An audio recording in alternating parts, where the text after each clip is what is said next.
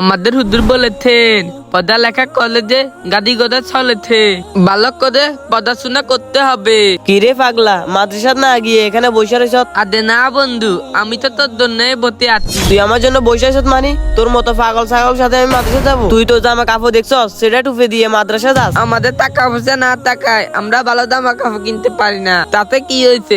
আজকে নাই কাল কাল্লা দিবে। হ হ, আল্লাহ তোর জন্য কালকে টাকা পয়সা ভালো লাগবে, যা এখান থেকে। আজকে টাকা পয়সা না থাকায় আমার বন্ধু আমাকে অবহেলা করলো।